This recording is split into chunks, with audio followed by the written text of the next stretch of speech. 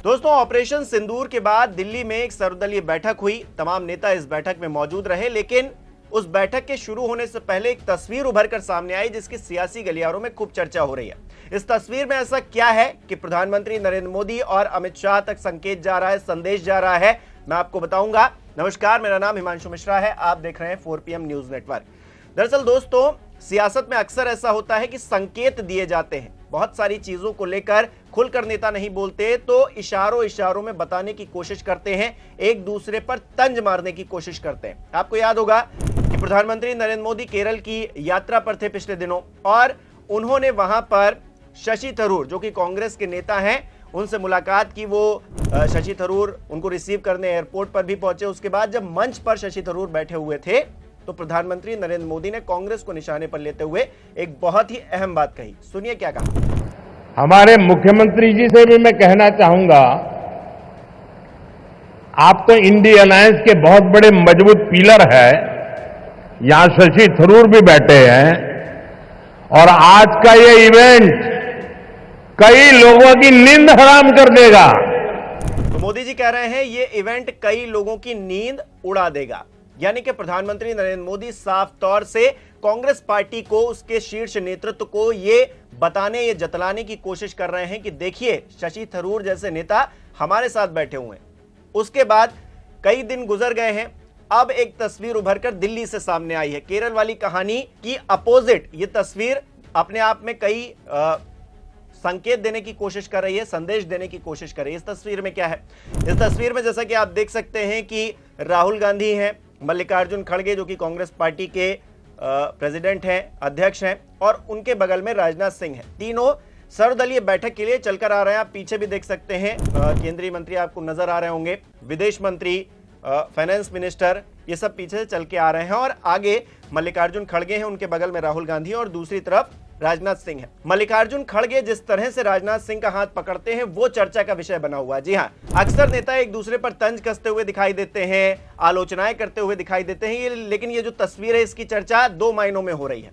एक मायना इस तस्वीर का यह है कि देखिए किस तरह से पहलगाम की जो घटना हुई उसके बाद ऑपरेशन सिंदूर हुआ तो पूरा देश एकजुट हो गया है, सत्ता विपक्ष हर कोई एक साथ खड़ा हुआ है। दूसरा संदेश दोस्तों ये है कि केरल में प्रधानमंत्री नरेंद्र मोदी ने शशि थरूर को अपने साथ बताया, तो अब मल्लिकार्जुन खड़गे हाथों में हाथ डालकर राजनाथ सिंह को यह बताने की कोशिश कर रहे हैं कि आपके नेता भी हमारे साथ हैं, हम उनके साथ भी हमारी बन रही है। लेकिन बड़ी हैरानी की बात है दोस्तों, इस तस्वीर के मायने जो भी हो, लेकिन प्रधानमंत्री नरेंद्र मोदी शशि थरूर को लेकर किसी जमाने में क्या कहा करते थे, 50 करोड़ की गर्लफ्रेंड की बातें किया करते थे उनकी पत्नी के लिए, और वहीं प्रधानमंत्री नरेंद्र मोदी अब बता रहे हैं कि अब मंच पर जाकर कि किस तरह से ये इवेंट देखकर कई लोगों की नींद जो है वो हराम हो जाएगी, नींद उड़ जाएगी। तो अपने आप में ये बड़ी हैरानी वाली बात है दोस्तों। राजनीति में अक्सर ऐसा होता है कि नेता एक पल कुछ बोलते हैं और दूसरे पल कुछ बोलते हैं, लेकिन भारतीय जनता पार्टी की तरफ से एक संदेश प्रधानमंत्री नरेंद्र मोदी ने देने की कोशिश की शशि थरूर के जरिए। शशि थरूर इंपॉर्टेंट क्यों है दोस्तों, यहां यह भी समझना बहुत जरूरी है। शशि थरूर एक ऐसे गुट से आते हैं कांग्रेस के जो अपने आप में बागी कहा जाता है। जी हां, बागी नेता कहे जाते। जो उन्होंने गुट बनाया उसका नाम रखा था G23, हालांकि उसको बाद में खत्म कर दिया गया। यह गुट कहीं ना कहीं कांग्रेस की जो नीतियां हैं उन पर सहमत नहीं था, और यह गुट अपनी ही पार्टी में एक बगावत के सुर बुलंद कर रहा था। इस गुट में कपिल सिब्बल जैसे नेता, गुलाम नबी आजाद जैसे नेता, मनीष तिवारी, आनंद शर्मा, शशि थरूर भी इसी का हिस्सा थे, जितिन प्रसाद, योगानंद शास्त्री। आप जानते ही हैं कि कपिल सिब्बल ने पार्टी छोड़ दी, गुलाम नबी आजाद ने पार्टी छोड़ दी, जितिन प्रसाद ने, योगानंद शास्त्री ने पार्टी छोड़ दी। तो इस तरह से तमाम नेता इस गुट में थे, जिसमें से शशि थरूर कहा जाए तो सबसे बड़े नेता जो अब पार्टी में बचे हुए हैं, उनका ही सबसे बड़ा फेस है।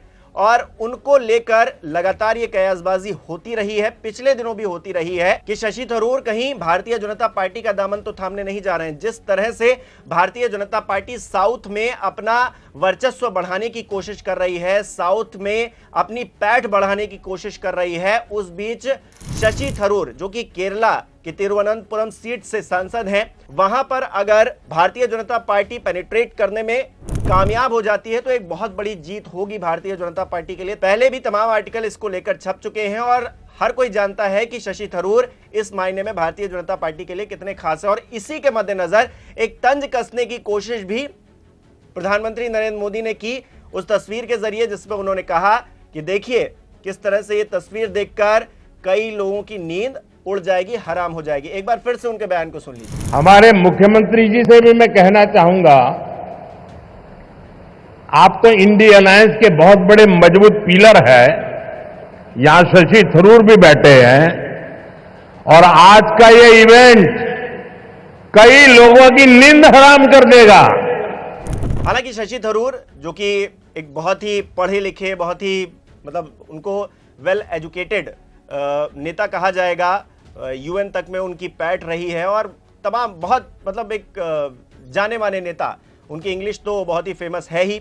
तो ऐसे नेता को भारतीय जनता पार्टी चाहती भी होगी कि वो आ जाए हमारी पार्टी में। एक तो नाराज भी रहते हैं, आपने देखा ही पिछले दिनों कि उन्होंने मल्लिकार्जुन खड़गे के खिलाफ इलेक्शन भी लड़ा, जो पार्टी प्रेसिडेंट का इलेक्शन हो रहा था उस वक्त भी उनके खिलाफ काफी बागी सुर पार्टी में देखने को मिले कि कैसे आप खड़े हो सकते हैं। लेकिन लोकतांत्रिक तरीके से पार्टी में जो चुनाव हुआ, मल्लिकार्जुन खड़गे उसके बाद अध्यक्ष बन गए, शशि थरूर को नहीं चुना गया, उन्होंने अपनी बात कही और चीजें खत्म हो गई। लेकिन उनकी नाराजगी जो G23 में थी, उसके बाद जिस तरह से वो खड़े हुए थे अध्यक्ष पद के लिए, उसके बाद जो उनकी नाराजगी थी, तो कहीं ना कहीं संशय पैदा करती है कि शशि थरूर भी कहीं ना कहीं भारतीय जनता पार्टी के खेमे में जा सकते हैं। जैसे कि गुलाम नबी आजाद ने पार्टी छोड़ दी, कपिल सिब्बल ने पार्टी छोड़ दी। हालांकि ये लोग भारतीय जनता पार्टी में नहीं गए, ये एक अलग बात है। कपिल सिब्बल राज्यसभा के सांसद हैं, समाजवादी पार्टी की शक्ति उन्हें मिली हुई है, लेकिन समाजवादी पार्टी उन्होंने ज्वाइन नहीं की है।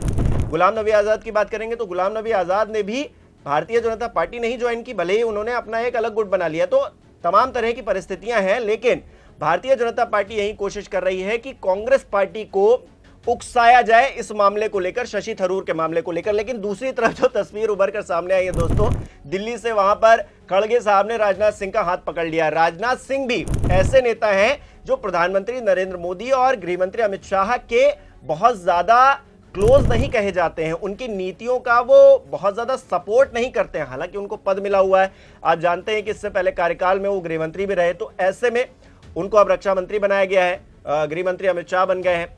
तो बहुत ज्यादा क्लोज हो ऐसा नहीं है राजनाथ सिंह।